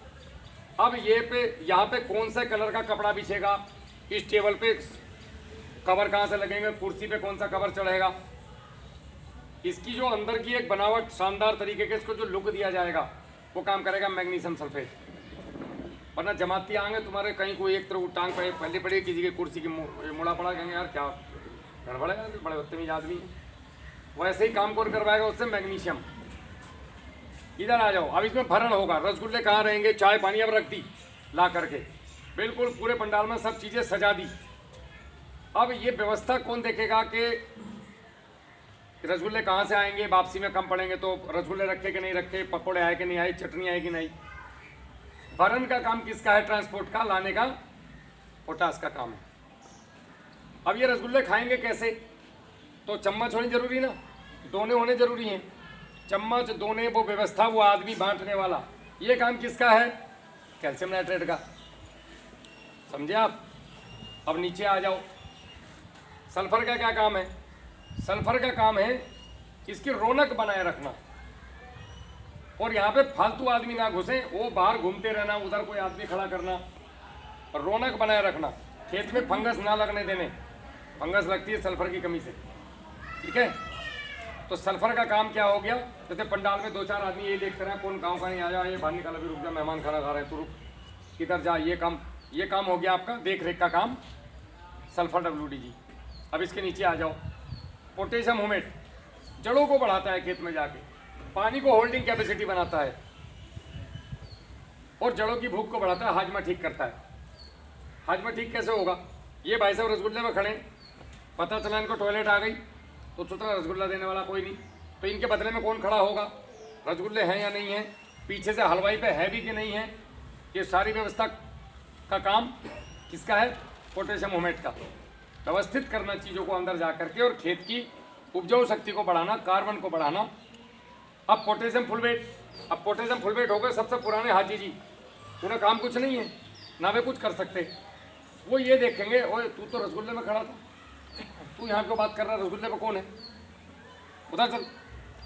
हाँ भाई, तुम तो उधर खड़े थे पकौड़े लाने वाले पे, तुम इधर क्या कर रहे हो? तुम तो मेहमानों के पास थे। ओवरऑल देख रेख का काम किसका है? इलेक्ट्रिक कंडक्टिविटी को बढ़ाना खेत के अंदर, खाद को चलायमान करना, जहाँ खाद को जाना है वहाँ भेजना, ये किसका काम है? पोटेशियम फुलवेट का। ये खाद का चार्ट अब आपकी समझ में आई, खेत में खाद कैसे काम करता है? तो मैंने आपको जमात के पंडाल से समझा दिया रिलेटेड करके, ताकि किसान हैं तो किसान को वो पढ़ी लिखी बात समझ में नहीं आती, मैं बता के चला जाता, और आप कहते हैं यार बोला तो बहुत बढ़िया, लेकिन समझ में नहीं आया क्या बोले। अब समझ में आया होगा कि कौन सा खाद किस तरीके से खेत में काम करता है नीचे तक। यहाँ तक किसी का कोई सवाल है? अगर सवाल नहीं है तो इसका मतलब सुन नहीं रहे हो, ठीक है? ये हो गया हमारा खाद देने का तरीका। अब ये रासायनिक खाद, जब हम देखो रासायनिक खाद नुकसान कैसे देते हैं। टॉफी है, टॉफी को लाए तो टॉफी खाते कैसे हैं? पहले पन्नी निकालते हैं, फिर टॉफी खाई, फिर पन्नी को फेंक दिया। हम क्या करते हैं, अगर आप टॉफी को ला के पन्नी के साथ ही खाओ तो क्या होगा? फायदा देगी कि नुकसान? खाना तो बोलो, कबाब खाएगा नहीं खाया रात, नुकसान देगी फायदा? नुकसान देगी ना। थोड़ा तेज से बोलो, लोग बोलेंगे सीकर के आदमी बड़े ढिले हैं यार, आवाज़ नहीं आ रही। नुकसान देगी कि नहीं? और आप रोज 20-20, 30-30 टॉफी खा रहे हो और पन्नी के साथ खा रहे हो, तो एक दिन क्या होने वाला है? आंत भर जाएगी, पेट भर जाएगा, आंत भर जाएगी, आंत फट जाएगी और आदमी मर जाएगा। वही काम आप जमीन के साथ कर रहे हो। खाद बनाने वाली कंपनी जो भी रासायनिक फर्टिलाइजर को बना रही है, उसको एक केमिकल के साथ बांध के देती है। जैसे पन्नी के अंदर टॉफी को रखते हैं जिससे खराब ना हो जब तक आप खाओ ना, ऐसे ही जब तक आपके खेत में खाद ना जाए तब तक आपका खाद खराब ना हो, उसके लिए आपको क्या दिया जाता है? खाद को केमिकल के साथ बांध दिया जाता है। खाद खराब नहीं है भाई साहब, कभी भी नहीं हो सकता खराब। और देखो nitrogen, phosphorus, potash, magnesium, sulphur, calcium, ये चाहिए, चाहे तो रासायनिक से दे दो, चाहे ऑर्गेनिक से दे दो, चाहे जैविक से दे दो, चाहे आप प्राकृतिक से दे दो, चाहे मुल्ला जी के पड़ोए पानी से दे दो, चाहे दुआओं से दे दो, उसको तो इतना नाइट्रोजन चाहिए, उसको मतलब नहीं है। समझ में आ रही मेरी बात? अब ये तुम्हें सोचना है मुझे देना किस तरीके से, ताकि मेरा खेत खराब ना हो। तो ये जो आप दे रहे हो, अभी तक इतनी किसान मजेदार किसान 5 लगी कभी? तुम्हें किसी बेचना है और मैं टॉपी उतारने का। तो आपने क्या करना है, ये जो हमने खाद दिया, रासायनिक खाद जो आता है दुकान पे से, ये केमिकल में बॉन्ड होके आता है। किसानों को केमिकल का बॉन्ड तोड़ना नहीं आता, बस वो चीज़ नुकसान दे रही है आपको। अब आप पन्नी के साथ ही खेत में डाले जा रहे हो, टॉफियाँ खाए जा रहे हो। पॉलीथीन क्या हो गई? केमिकल, जिसमें टॉफी आई, खाद आया, पेट क्या हो गया हमारी आँख, अब इसमें वो केमिकल जाए जा रहा है। तो अगर आप इसको डायरेक्ट डालेंगे तो ये 80% फिक्स हो जाता है। मतलब अरे टॉफी तो गलेगी यार, दूसरी पन्नी थोड़ी गल जाएगी। और टॉफी के अंदर भी आप देखोगे जो टॉफी की पन्नी होगी चबाने के टाइम में, उसमें कुछ टॉफी घुस गई होगी अंदर, तो वो भी फंसी हुई है, ये फिक्स वाला खाद वही है। समझ में आ रही मेरी बात? विजुअलाइजेशन करके देखो। विजुअलाइजेशन मतलब सोच के देखो। टॉफी चबाई तो टॉफी के अंदर भी तो, पन्नी के अंदर भी तो कुछ हमारे दांतों से दब गई, पूरी टॉफी नहीं चूस पाए, और वो पन्नी के साथ ही कुछ लैट्रिन में निकल गई, कुछ फंसी पड़ी, काम नहीं आई। या दवाई की गोली समझ लो, आपके रैपर के साथ खा रहे हो, कैप्सूल लिया, काटा और सीधा निकल दिया अंदर, तो भैया इसे खोल तब खा, ऐसे होना चाहिए। लेकिन हम अभी रैपर के साथ खा रहे हैं, तो ये रैपर नुकसान दे रहा है, ना कि दवाई। अब रैपर कैसे खोल लेगा? तो टॉफी का तो ऐसे खुल जाएगा, लेकिन खेत में तो ऐसे खुलता नहीं। आपने क्या करना है, अगर हम केमिकल की मात्रा इस तरीके से दें तो ये डबल काम करती है, बॉन्डिंग तोड़ के। इसकी पन्नी हटानी मतलब बॉन्डिंग तोड़ना। बॉन्डिंग कैसे टूटेगी? बॉन्डिंग ऐसे टूटेगी, आपने जितना भी रासायनिक खाद लिया पहले साल, तो जितना भी डाल रहे हो इसको कम कर दो। कम मतलब आधा कर दो, ठीक आधा, तो आधे पैसे बच गए कि नहीं? पहले ही साल बचे। ऐसे बहुत लोग हैं, एक मोहम्मद इस्लाम भी है टडेरा के, वो मेरा फ़ोन नहीं उठाया उन्होंने आज, पता नहीं बिजी होंगे, नहीं तो वो भी आते, वो कर रहे हैं इसको। अनंत लोग हैं आपके यहाँ पे, बहुत हैं इस क्षेत्र में। आपने ये लिया, आधा कर लिया, अब इसमें से यूरिया को अलग कर लिया, कैल्शियम को अलग कर लिया, यूरिया को अलग कर लिया, कैल्शियम नाइट्रेट को अलग कर लिया, ये दो खाद को आपने अलग कर लिया, और जिंक को अलग कर लिया। अब आपने जितना भी रासायनिक खाद लिया, इसको 3 गुना सड़े हुए गोबर की खाद में मिला लिया। गोबर की खाद अपने पास है। अब हमारे पास सपोज करो 3 एकड़ गेहूं और हमें 75 किलो डीएपी डालनी। पहली बात तो खाद कैसे देना है, urea, DAP, potash, calcium, magnesium, sulphur, potassium, मोमेट, ये 5-7 चीज़ें आपके खाने में, खाना मतलब भोजन, आपका खाद होनी चाहिए। आप क्या करते हो, डीएपी फेंक दिया, इस बार यूरिया देते, अगली बार सल्फर देते, मतलब कभी तो चावल ला रहे हो, कभी अचार ला रहे हो, कभी दूध ला रहे हो, कभी दही ला रहे हो। पागल बना रखा तुमने, मेहमान का साला उल्टी कर दी थोड़ी देर में। कोई तुम्हारी ज़मीन के साथ कर रहे हो तुम, एक साथ कंप्लीट खाद दो ना भाई। यूरिया, डीएपी, पोटास, जो मैंने अभी बताया आपको सारी चीज़ें, जिंक, मैग्नीशियम, सल्फर, कैल्शियम, जितनी चीज़ें एक बार बना करके रेसिड्यू फ्री बनाओ और देते रहो महीने भर। आपने देना किस तरीके से चाहिए, मैं आपको नॉर्मल सी गेहूं की डोज बताता हूँ। 15 kilo DAP, 15 kilo urea, 15 kilo potash, ठीक है साहब। आपका लगभग 3 किलो जिंक, और आपका 3 किलो मैग्नीशियम सल्फेट, और 3 किलो आपका कैल्शियम, आधा से पौन किलो सल्फर या 1 किलो सल्फर ले लो, और 200 ग्राम पोटेशियम मोमेट और 50 ग्राम पोटेशियम फुलवेट। ये संपूर्ण भोजन हो गया अब आपका। अब आपने इसमें से यूरिया को अलग कर दो, कैल्शियम को अलग कर दो, और जिंक को एक तरफ कर दो, क्योंकि डीएपी के साथ जिंक नहीं मिला सकती। बाकी सब खाद को इकट्ठा करो, जितना ये हो गया उसका 3 गुना सड़े हुए गोबर की खाद या खेत की मिट्टी, वो ले लो, उसको मिला लो। ये मैं 6 बीघे की बात कर रहा हूँ। और इसके अंदर 10 किलो सरसों की खल डाल दो, मिलाते टाइम पे बारीक करके, 10 किलो सरसों की खल बारीक करके। अब इसमें नमी दे दो, बाल्टी से पानी छिड़क के। नमी ऐसी नहीं देनी कि जल भराव कर दो, मॉइस्चर देना है, नमी देनी है, हल्का गिल्ला। और इसे फावड़े से चला के और बिल्कुल बंद कर दो, चारों तरफ से हवा ना जाए इसके अंदर। 8 दिन में ये इसकी केमिकल बॉन्डिंग जो थी, पन्नी जो थी, वो अलग हो जाएगी। केमिकल खत्म, लगभग खत्म। स्पेशली वो खत्म हो जाएंगे जो मनुष्य के शरीर के लिए और मिट्टी के लिए हानिकारक है। अब आपका बचा यूरिया, जिंक और कैल्शियम। इन तीनों को आप एक साथ मिला सकते हो, कोई दिक्कत नहीं है। इनको एक साथ मिलाओ, लेकिन इनको 8 दिन के लिए नहीं रखना, वरना 8 दिन में ये उड़ के सफा। इनको सूखी मिट्टी में मिलाना है। कितना, जितना ये है उतना, या इससे 2 गुना सूखी मिट्टी या सूखा गोबर की खाद, जिसमें पानी ना हो बिल्कुल भी, क्योंकि ये पानी छोड़ेगा मिलते ही। इसको आपने मिला दिया, जब उसमें गया तो ये 2 दिन रखना है आपने बांध के। उसमें यूरिया कट्टे में बांध के रख दो, भर के मिला के। 2 दिन में इसका केमिकल बॉन्डिंग टूट जाएगी। अब आप इसको खेत में डालो, अच्छा उसी के साथ मिलाकर डाल सकते हो जो बन रहा है वो। तो वो 8 दिन में बनेगा, तो ये 6ठे दिन बनाने रखो आप, ठीक है, ताकि 8वें दिन सबको मिलाकर डाल सको खेत में। अब आपने इस खाद को करना क्या है, एक बार में नहीं देना है, पानी पे देना है। जब पानी दोगे तब, 2 बार में तो कम से कम दो इसको, ये 1.5 महीने तक खराब नहीं होती। जब अगली बार दोगे तो हल्का सा पानी का छींटा दे दो 1 दिन पहले खोल करके। ऐसे होगा क्या, 15 किलो डीएपी 45 किलो डीएपी बन गई, 15 किलो पोटास 45 किलो पोटास बन गई, 15 किलो यूरिया 45 किलो यूरिया बन गया। सब चीज़ बढ़ गई, आपके खेत में गया। डायरेक्ट दोगे 80% फिक्स होगा, ऐसे दोगे 1 भी % फिक्स नहीं होगा। वैसे दोगे तो 20 दिन के बाद लगेगा, सभी को पता है 20 दिन के बाद ही लगता है। ऐसे दोगे तो आज ही लगेगा, 6 घंटे के बाद, तुरंत अगले दिन फर्क दिख जाएगा। मतलब हमने केमिकल खाद तो दी लेकिन केमिकल नहीं दिया, अब खाद दी, केमिकल प्लस खाद। तो हमने खाद दिया, केमिकल नहीं दिया। अगले साल हम इसको आधा कर देंगे और जितना आप दे रहे हैं। आप पिला रहे थे ना, पौवे पे ले आए, 6 महीने तक पौवे पिलाओ। जब पौवे की आदत पड़ जाए तब उसको और नीचे लेके आओ। समझ रहे हो मेरी बात?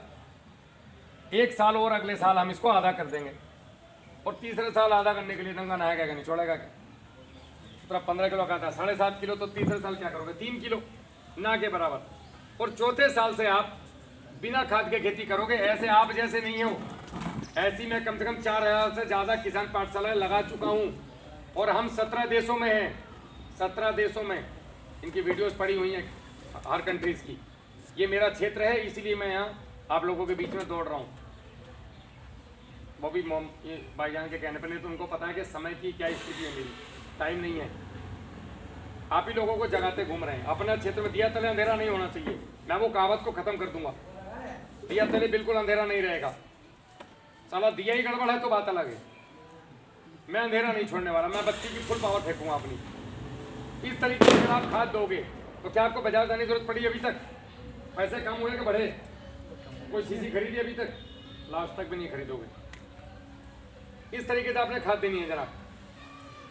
अब ऐसी क्या चीज़ें बनाएं जो हमें, एक तो उत्पादन हमारा बढ़े, और ये जो दे रहे हैं ये भी खत्म हो जाए धीरे धीरे। तो आपने जीवामृत चलाना है, वेजी कंपोजर, इसके 25 आपके पैसे भी तो बचे ना, उन पैसों से हर महीने में एक बार, कम से कम 45 दिन में एक बार 2.5 किलो चूना और सरसों की खल और 5 किलो समुद्री नमक मिला करके रख दो, और खेत में पानी के साथ टंकी के साथ जाने दो। कोई भी फसल हो 30% उत्पादन बढ़ जाएगा आपका, जमीन मजबूत बनेगी। उसके अलावा डिकम्पोजर चलाओ, उसके अलावा जीवामृत। जीवामृत कैसे बनता है? 200 लीटर पानी, 20 किलो गोबर, 5 लीटर गौमूत्र, या कोई भी जानवर का पेशाब अगर वो ना मिले तो, वैसे तो अच्छा गौमूत्र ही आराम से मिल जाता है। उसके अंदर 3 किलो गुड़, और पीपल के पेड़ के नीचे की मिट्टी। क्यों? क्योंकि उस मिट्टी में पीपल 24 घंटे ऑक्सीजन देता है।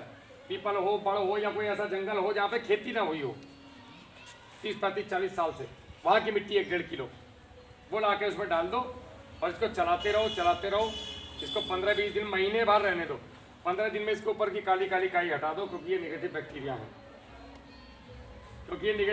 हैं, और इनको बैक्टीरिया को निकाल के छान के एक तरफ कर दो।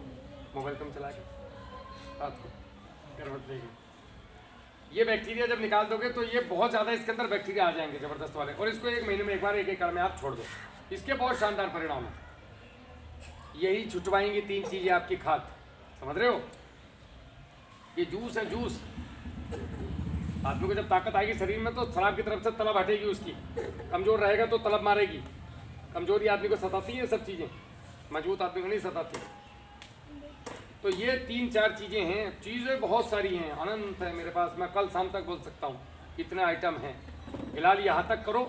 एक किसान पाठशाला बनाऊंगा मैं, आपका ग्रुप बनाऊंगा एक यहाँ का, मुजफ्फरनगर वाले ग्रुप में इनको भी डालो, किसान पाठशाला मुजफ्फरनगर। उसमें आप लोग भी सब ऐड होंगे, चाहे वो गेहूँ लगाता हो, चाहे धान लगाता हो, चाहे केला लगाता हो, चाहे कोई भी फसल क्यों ना हो। आपको कोई भी समस्या है आप हमारे पास मैसेज करो। फ्री इलाज है, कोई पैसा नहीं, हम जमात की तरह है, फ्री सेवा, हमारा पैसा नहीं ज्ञान देने का। ठीक है, आप आओ इधर, और हम पूरे 17 देशों में ये कर रहे हैं। और भी मैं आपको धीरे धीरे समय पे, ऐसे पहले ये 3 नुस्खे कर लो। मेरे पास ऐसी ऐसी चीज़ें कि डीएपी का बाप है। कैसे? अगर आपने आधा किलो चूना और 20 किलो गोबर मिला के एक मटके में भर के उसके मुंह पे पन्नी बांध के और ज़मीन में गाड़ दिया 45 दिन। 45 दिन के बाद वो कैल्शियम का भाप बन गया।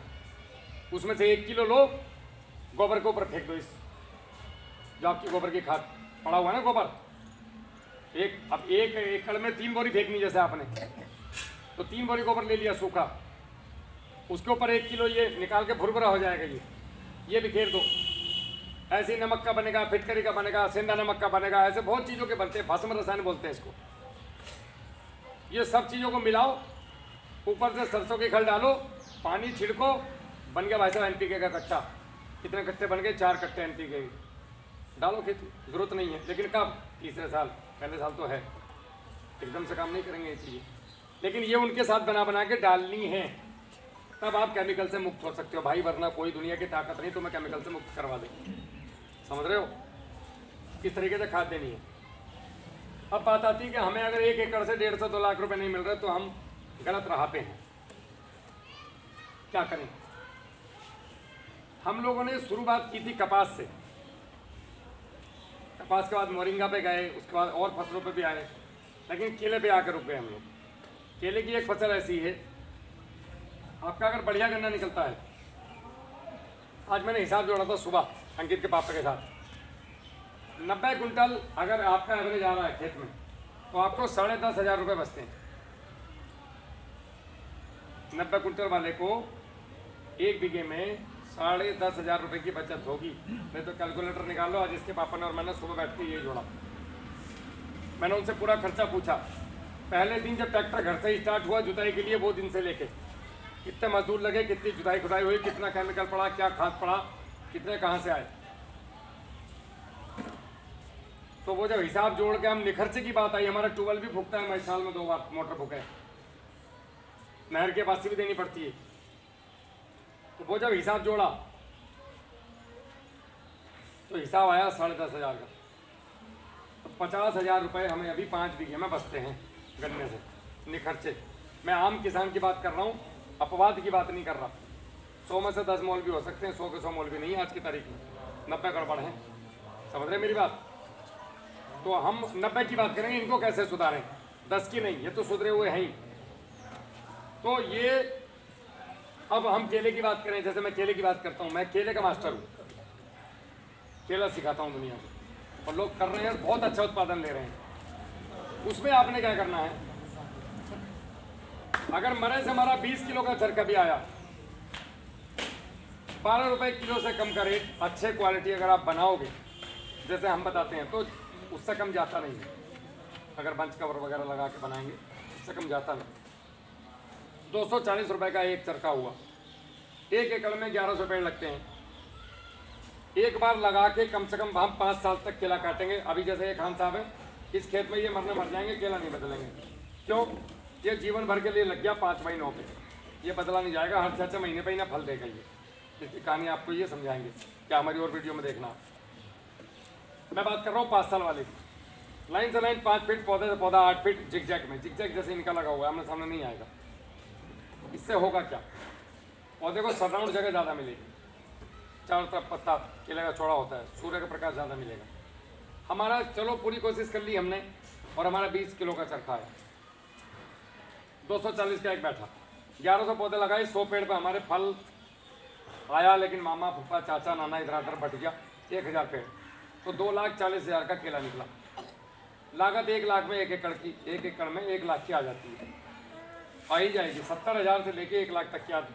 हम तो हाईएस्ट लागत मान लो आप कि साहब हमने कॉस्ट पानी खूब लगाया, मेहनत बहुत करी, लेकिन हमारा निकला ही नहीं जी केला। तो मरे से हमारा केला 20 किलो का हमारा एवरेज आया था। 1,40,000 बचे आपको एकड़ में। अभी कितना बच रहा है? 50,000। मरा केला 3 गुना, बढ़िया गन्ना मरा केला गन्ने का 3 गुना है। निकलना क्या चाहिए? जो अभी तक औसत आ रहा है 25 से 35 किलो। 25 किलो का चरखा 14 रुपये का रेट, लगभग 300 रुपये एक चरखा छोड़ के जाएगा। 3 लाख रुपए, तो 2 लाख रुपए की शुद्ध बचत। आप इसको गन्ने के साथ भी लगा सकते हैं भाई। 5 साल के लिए हम केला लगा रहे हैं, तो पहले साल गन्ना लगा लो, लागत वापस आ जाएगी। तो 7 फीट पे 2 लाइन आपने खींचनी है, सिंगल नॉर्मल फूड, फिर 7 फुट जगह छोड़नी है, फिर 2 फुट, इस 7 फीट के बीच में 5-5 फीट पर केला लगाना है। तो अगले साल ये गन्ना तो होगा नहीं, केला जरूर रहेगा। ऐसी स्थिति में केला आपको 3 साल देगा। अगर 5/7 हो तो 5 साल जाएगा, वो 8 हो तो 5 साल जाएगा। अगर 7/5 है तो 3 साल आपको अच्छा केला देगा। 3 साल बहुत होते हैं, कम नहीं होते नई फसल पाने के लिए। तो आपका पहले साल कम से कम नहीं तो 60 कुंटल बीघे का गन्ना निकल जाएगा बड़े आराम के साथ। तो गन्ना निकल गया मतलब हमारी लागत निकल गई, अब हम खतरे से बाहर हैं। अब केला हो गया तो सुभान अल्लाह, भाई चोई साहब आए थे बता के गए, बड़े बढ़िया आदमी निकले। नहीं, अगर नहीं भी हुआ साला हमारे घर रामपट नहीं हुए, कुल मिलाकर हमारा गन्ना विराजमान है। हम बेटा शेख के त्यागी जी हैं, पंकज त्यागी, उन्होंने 480 कुंटल तो गन्ना निकाला है और 300 कुंटल केला निकाला है। वीडियो पड़ी हुई है, नहीं तो जाके मिल आओ, मैं नंबर भेज दूंगा। पंकज त्यागी जी वो कह रहे थे जिसका चुल्लू हो मेरे पास भेज दो, मैं तो दिखाई दूंगा। वीडियो पड़ी उनके पास व्यापारी भी है जिसमें वो ई कॉमर्स गन्ना का। मोहम्मद इस्लाम अंधेरा वाले मोहम्मद इस्लाम साहब, इनका भी गन्ने में था केला, शानदार केला काटा है, शानदार गन्ना काटा है। तो केले से अगर 2 लाख मिल गए और गन्ने से अगर 50,000 मिल गए तो 2.5 लाख रुपए आ गए घर में। अभी कितने आ रहे हैं? 50,000। तो यहीं पे बैठे बैठे मेरी आमदनी को 5 गुना कैसे बढ़ाऊं, पैसे बढ़ा लो। और जब जमीन बढ़ेगी, फर्टिलाइजर कम होंगे और जब इसकी ताकत बढ़ेगी शरीर की, तो मैं तो कुछ भी खा जाऊंगा वही पच जाएगा। अभी तो हर चीज़ खाने से पहले हाजमे की चूरन लेनी पड़ रही। तो पनीर भी 2 ही पीस खा पा रहा हूँ, फिर तो 1 किलो पनीर खाऊंगा जब पेट मजबूत रहेगा मेरा। समझ रहे हैं मेरी बात? इस तरीके से आप खाद डालो, इस तरीके से पानी दो, इस तरीके से क्लाइमेट कंट्रोल करो चारों तरफ से, और इस तरीके से आप डिकम्पोजर, जीवामृत और ये चीज़ें चलाओ। स्प्रे में आप एक स्प्रे की बात भी करेंगे अभी। इस तरीके से आप केले की फसल पे आओ, केला ही तुम्हारी किस्मत बदलेगा, नहीं तो जिंदगी भर ऐसे ही परेशान रहोगे। याद रखना मेरी बात, बदलो, समय आ चुका है। मैं गन्ने को ख़त्म करने की बात नहीं कर रहा हूँ। अगर आपके पास 20 बीघे ज़मीन है, आपके पास 5 बीघे केला होना ही चाहिए। 15 बीघे करो ना गन्ना, कौन मना कर रहा है तुम? और 20 के 20 बीघे में कर लो, मेरी तरफ से तो कोई दिक्कत नहीं। हमें पैसे से मतलब है कि गन्ने से मतलब है? अब 5 बीघे में अगर मुझे मज़ा आ गया तो अगले साल मैं 10 बीघे करूँगा, उससे अगले साल मैं ख़त्म कहानी गन्ने गुने नमस्ते। ये फ़ायदा है केले का, और इसको हम करवाते हैं आपको पौधा देने से लेके आज तक। जितनी बार भी आपने फ़ोन किया होगा, अब तो पौधा बिक गया ज़िंदगी भर के लिए, दोबारा मिसल लोगे नहीं। फिर भी आज आपके घर खड़ा हूँ। जब भी फ़ोन किया होगा, जब भी मैसेज किए होंगे, रिप्लाई आया कि नहीं आया? अगर फ़ोन नहीं लगा तो बैक कॉल आई होगी कि बताएं जनाब बिजी था। तो मैं क्यों करूँगा ये सब? क्योंकि मुझे किसान को कर्ज मुक्त करना है। मैं फौजी हूँ, मैं बिजनेसमैन नहीं हूँ। आपका कर्ज मुक्त होने का तरीका, सूत्र मैंने बता दिया। होना ना होना मर्जी तुम्हारी। उनको मौलवी साहब सुबह शाम तक समझा, मैं 14 सुनता तो कोई यही ना, तो क्या क्या क्या वही थक हो जाए। लेकिन भैया उनका काम ये है समझाना, तो वो तो समझाएंगे, तुम समझो या मत समझो। जिसे जाहिल बनना वो जहालत में रहेगा जीवन भर, जिसे सुधरना वो सुधर जाएगा। मेरा मकसद आप लोगों को समझाने का है। किसान को ज़्यादा मेहनत से समझाना पड़ता है, क्योंकि किसान और बच्चा और औरत वो एक से होते हैं तीनों। इन तीनों को एक साथ समझाना पड़ता है। आपको जो चीज़ें मैंने समझाई, ये समझ में आई क्या ये सही थी या गलत? अब बात आती है कि साहब बाकी सब चीज़ें समझ में आ गई, स्प्रे हमारी समझ में नहीं आ रहा है। हमारा जो खर्चा है वो ज़्यादातर स्प्रे में होता है। हमें जो बीमारी लगती है वो भी स्प्रे के थ्रू लगती है। आप जो भी स्प्रे करेंगे आपके मुंह पे आएगा, आपकी नाक पे आएगा, आपके गांव में भी आएगा उड़ के। 3 दिन तक इसके मॉलिक्यूल हवा में उड़ते हैं। तो हम इसको हवा के थ्रू भी सूंघ रहे हैं लोग, गंदे गंदे जहर मार रहे हैं आजकल। तो कोरोजन मार रहे हैं लोग, वो कोरोजन कह रहा हूँ, सल्फाज मार रहे हैं लोग गन्ने पे। हमारे यहाँ पे क्लोरोसाइफर मारते हुए मर गया, ज़्यादा मात्रा ले ली, बेहोश हो गया, मरी गया लगभग, समझ लो। तो हमने क्या करना है, हमें ऐसा स्प्रे ढूंढना है।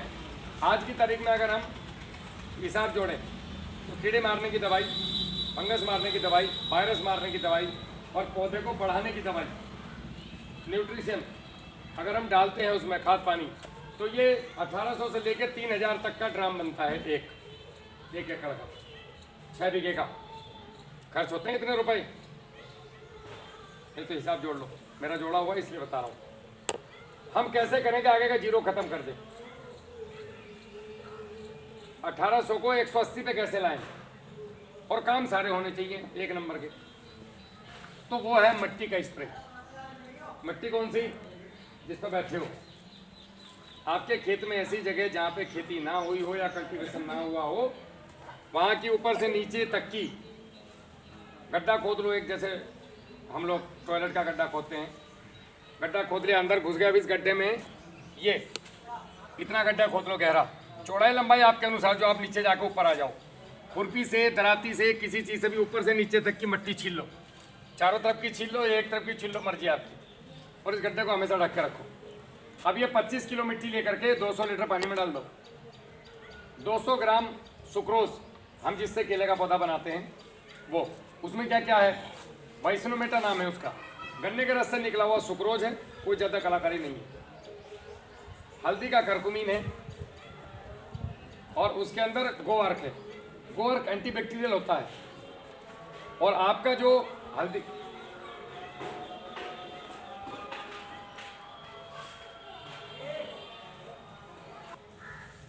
तो ये जो जैसे कभी भी अजान होती है, कोई भी धार्मिक प्रार्थना हो किसी भी धर्म की, हमें सम्मान करना चाहिए। हमारी संस्कृति की यही खूबसूरती है। खाली लाल गुलाब से ही काम नहीं चलेगा, गेंदे का भी फूल चाहिए भाई, चाहिए कि नहीं चाहिए? चमेली का भी चाहिए। तो हमारे देश की खूबसूरती ये है कि यहाँ पे एक कान में अजान की आवाज़ आती है तो दूसरे से आरती की आवाज़ आती है, और सब मिलके एक साथ, एक दुकान मुल्ला जी की है तो एक पंडित जी की है।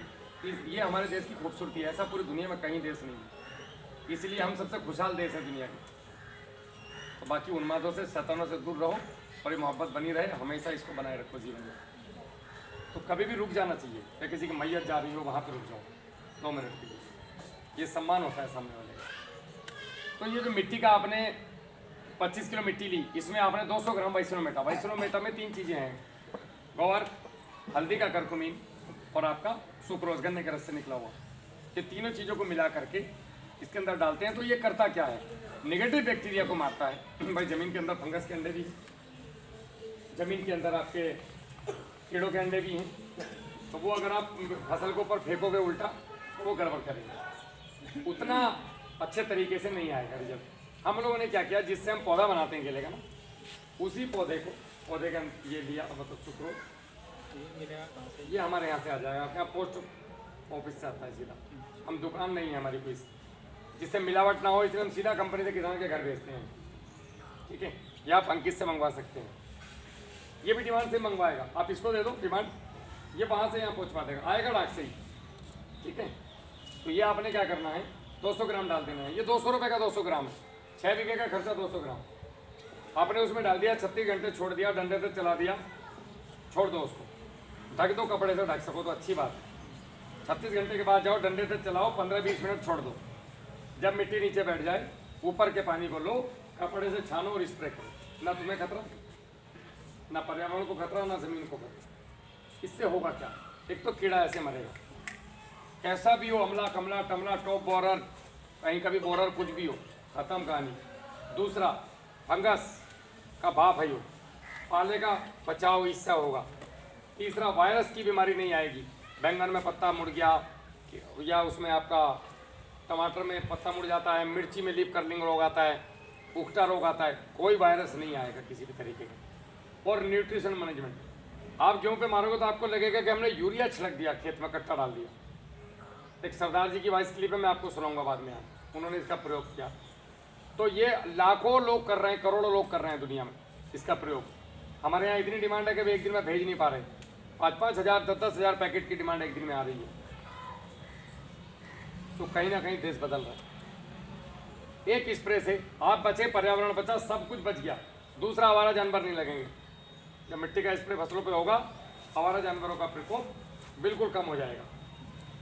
महीने में अगर आपको 3 स्प्रे भी करने पड़े अपनी फसल पे, तो भाई साहब कितने रुपए की रकम लगती है? मान लिया आपका 700-800 रुपये का खर्चा हुआ स्प्रे में, और इस स्प्रे करने के बाद कोई भी फल के ऊपर आप करेंगे या फसल के ऊपर करेंगे, तो जो फसल बनेगी उसके अंदर एक और ताकत पाई गई है, आंखों का रोशनी बढ़ाने वाली ताकत मिट्टी के स्प्रे में है। और रचौंदे खत्म हो गए लोगों को। जिन्होंने वो फसल के सब्जियां खाई या गेहूँ खाई या पत्तेदार कोई सब्जी खाई।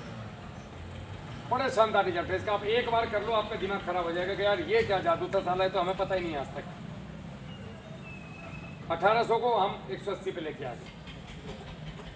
आप लोग इसका प्रयोग करो। वाइसिनोमीटर मिट्टी का स्प्रे, दुनिया भर के यूट्यूब पे हमारे इस पे चीज़ें पड़ी हैं। आपके आसपास में बहुत सारे लोग कर रहे हैं, आप उनको जाओ देख के आओ। और ये कहीं नहीं चोकिंग होता, ना फंसता टंकी में, कुछ नहीं। जब छान लोगे ऊपर के पानी को तो कहीं नहीं फंसता है। बहुत शानदार इसके परिणाम है। एक बार कर लोगे जिंदगी में छोड़ नहीं पाओगे। नहीं नहीं, आपने क्या किया, मिट्टी करी है, मिट्टी नहीं करनी। खोल दिया, 15 मिनट छोड़ दिया, अब ऊपर पानी रह गया गादरा चाय जैसा, कपड़ा रखा डबल, उसके ऊपर छान लिया लेकर के। अब इसको स्प्रे करो, कहीं कोई दिक्कत नहीं है, एक नंबर का रिजल्ट है। वाली मशीन फेल हो जाती हम डर गए। तब तो होगी फेल जब खाली मिट्टी कैसे स्प्रे करोगे। मिट्टी का जूस तो 36 घंटे में निकल गया खान साहब, हमें तो जूस चाहिए। अब मौसमी का जूस वाले से बक्कल भी खाते हो क्या साथ में लेके? खाली जूस पीते हो ना आप, बक्कल भी खा रहे हो, गले में अटक गए, ऊपर से जूस पी रहे हो। ये करा आपने, मिट्टी छोड़ दो, इसका जो पानी है उसको स्प्रे करना है। इसके बहुत भयंकर परिणाम है आपके। ये मेरी किसान पाठशाला थी। यहाँ तक किसी का कोई सवाल है आप लोगों का तो पूछो आप मुझसे। कोई सवाल ऐसा है जो अभी तक जहन में अटक रहा हो? गन्ना वगैरह का जो टॉप बोरर होता है जी उसमें काम हाँ, बिल्कुल काम करेगा निश्चित रूप से। अब गन्ने के नीचे बात आती है कि साहब हम और तरीके की दवाइयाँ यूज़ करते हैं नीचे ज़मीन में, हमारा कैसे पैसा बचे ड्रिंचिंग करने में ना, मैं उस पर आता हूँ। तंबाकू के पत्ते ले लो आप 10 किलो, और 4-5 किलो पत्ते ले लो, भांग के ले लो या धतूरे के ले लो या अरंडी के ले लो। 1 ड्रम 200 लीटर का बैल्टी कंपोजर का बना लो, उसमें ये सब डाल दो। ऊपर एक पन्नी लाओ बाजार से खरीद के, मोटी वाली बरसाती वाली, और रस्सियों से बिल्कुल बांध के या टाइट कर दो, और 90 दिन छोड़ दो इसे। 90 दिन के बाद इसे खोल लो। ये वो दवाई बन गई जो तुम्हारे सबके नामों पे फेमस है। मैं कैमरे पे नाम नहीं लूँगा, जो तुम्हारे सबके दिमागों में है कि गन्ने में बीमारी बचानी तो ये दवाई के बिना गन्ना नहीं हो सकता। अब आपने क्या करना है, इसको 200 लीटर पानी में ये 20 लीटर डाल लो या 10 लीटर डाल लो। 10 लीटर भी बहुत है, बहुत है 10 लीटर। और इसको जो है टंकी पर भरो, कंधे पर रखो, ड्रिंचिंग करा दो। 2 बार ड्रिंचिंग कर दो 15-15 दिन तक। नीचे की बीमारी 100% खत्म, कीड़ा नहीं रुकेगा नीचे जल में। कितने रुपए लगे? नहीं तो लाओ 2000 की आवाज़ जिसका नाम ना ले रही हूँ। हाँ जी, इतने की पड़ जाओ। जो क्या रुपया खर्चा, जो 50 बीघे का खर्चा मात्र 500-700 रुपये का है।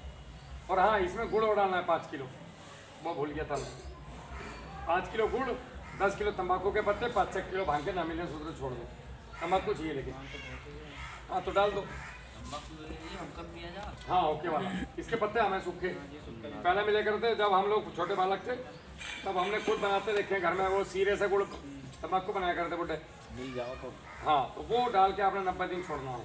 अगर किसी के पास 90 दिन का समय नहीं है तो कम से कम 20 दिन वो तंबाकू के पत्ते उसके साथ रहने। फिर बेल्टी कंपोजर ले लो आप, बेल्टी कंपोजर में 10 किलो पत्ते डाल दो, 5 किलो गुड़ डाल दो, 20 दिन छोड़ दो, तो फिर ये 50 लीटर डालना पड़ेगा।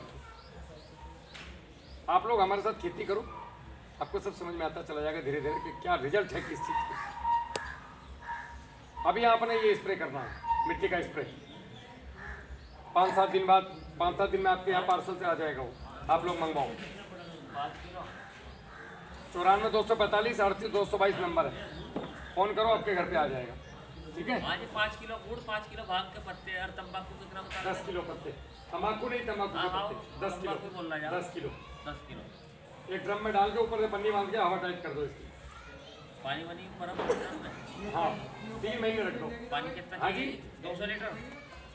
1 मिनट, 50 पानी 200 लीटर। हाँ जी, 50 बीघे की बन जाएगी। 50 बीघे की बन गई हो। 10 से 15 लीटर लो, फिर 200 लीटर सादे पानी में डालो, उसको टंकी में डालो और आगे का नोजल निकालो, ड्रिंचिंग कर दो गन्ने में। 15-15 दिन का 2 बार कर दो जब भी तुम्हारा बीमारी आवे। इसका स्प्रे भी कर सकते हो। स्प्रे कितना? 200 लीटर पानी में मात्र 10 लीटर। ठीक है साहब, सॉरी 5%। एक टंकी में, हाँ सादा तो पड़ेगा, मिलाकर प्योर डाल दोगे तो फूकेगी फसल। भाई साहब 200 लीटर का ड्रम लिया, 200 लीटर के ड्रम में इसमें से 20 लीटर निकाली, उसमें डाल दी। अभी पूरे 200 लीटर को अपना डाल दो, जड़ों में ड्रिंचिंग कर दो, हो गया काम। इतना ही है। एक ड्रम कितने में होगा? एक ड्रम में होगा, लेकिन ये 200 लीटर बनी ना तो 10 गुना हो गई हो। 20 ढाई 200, 5 ढाई 50 बीघे में ना हुई। मेरे आगे 50 बीघे, आपके आगे 60 बीघे। 200 लीटर में सादा पानी, 200 लीटर सादा पानी, 20 लीटर दवाई मिला लो और सीधा जाल में ड्रिंकिंग करा दो तो बीमारी नहीं आएगी। और कोई सवाल किसी का ऐसा जो कैमरे के सामने पूछने वाला हो? कितनी बड़ी फसल कौन सी है? दुनिया की किसी भी छोटी बड़ी फसल पे कर लो, नहीं बड़ी हो कब लगती है? पैसा बड़ा हो जाए। हाँ तो तब जब भी लगे तभी डालो। 2 ड्रम बनाओ, 3 बनाओ, 4 बनाओ। मतलब फंगस और ड्रॉप कॉलर की है ना तो फंगस की जो दवाई है वो है आपका हर 35 दिन पे 30 दिन पे आपने आधा किलो फिटकरी चलानी है पानी के साथ, और हर 45 दिन पे ब्लीचिंग पाउडर 3-4 किलो घोल के और वो पानी के साथ चलाना है। तो फंगल और बैक्टीरियल बीमारी आएगी नहीं। ठीक है, और ये कीड़े के लिए है। चलो चले साहब, ठीक है, नमस्कार जी, जय हिंद।